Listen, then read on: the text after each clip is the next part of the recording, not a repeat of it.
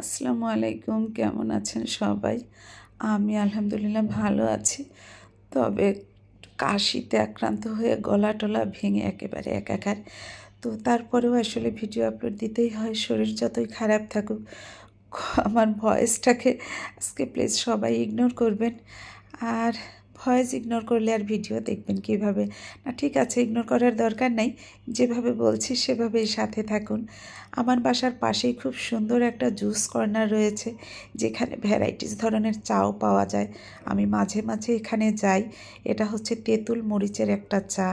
এই চাটা আমার ভীষণ ভালো লাগে। এখানকার অনেক ফ্লেভারের পাওয়া যায়, তো তার মধ্যে এইটাই আমার কেন জানি বেশি পছন্দ। আমি জানি না, বাসায় এটা করে খেতে গেলে কখনোই আমি সেই টাইপের ফ্লেভারটাই পাই না। তো যাই হোক, তারপরে আমরা এসেছিলাম আপামনির বাসাতে, আমার বড় বোনের বাসাতে। বাবা মা এবার এসে ওর বাসায় উঠেছে। তো বাবা মা যেখানেই উঠুক, আমরা দেখা যায় সবগুলো বোন সেই বাসায় আড্ডা জমাই। আপামনি রাতের বেলায় ফোন দিল, আসো। হাঁসের মাংস আর রুটি করেছি, চাউলের আটার রুটি। তো এই কথা শুনবার পর আসলে আর বাসায় থাকা সম্ভবই না। আপামনি ওদিকে রান্নাঘরে রুটি করছে, আরও রান্না বান্না হয়ে গিয়েছে। তো আমি ভাবলাম টেবিলটা গুছিয়ে দেই, আর সবাই একসাথে খেয়ে নিতে পারবো। রাতে তো আবার বাসায় ফিরতে হবে। আমরা এক জায়গায় হলে দেখা যায় এত গল্প গুজব হয়, সব মিলিয়ে ঘরে ফিরতে লেট হয়ে যায়। আজকেও তাই হবে। তো সেটাই হয়েছে। খাবার পর তো আরও একচোট আড্ডা হবে। আপামনি তো রান্নার উস্তাদ বলা যায়, কত কিছু রান্না করে ফেলে এত অল্প সময়ে, কিভাবে যে পারে। হাঁসের মাংস আর রুটিটাই আজকের মেন আইটেম ছিল, তার মধ্যেও আরও অনেক কিছু করে ফেলেছিল। একটু সেমাই পিঠাও করেছে।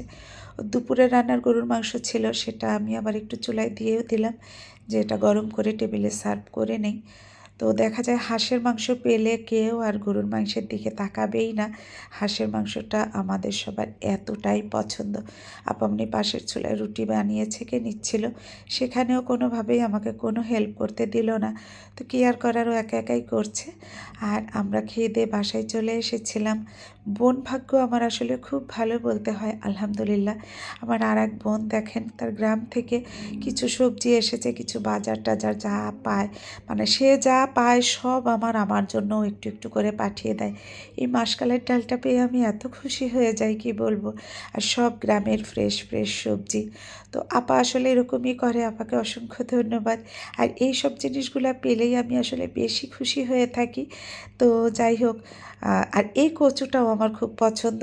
আপা গ্রাম থেকে পাঠালেই সেটা খুব ভালোভাবে খাওয়া যায়। এই কচুটা ঢাকা থেকে কিনে আমি কয়েকদিন ফেলে দিয়েছি, সিদ্ধই হয় না। তো এটা ভর্তা করলে এত বেশি ভালো লাগে। তো আজ এই পর্যন্তই, আল্লাহ হাফেজ।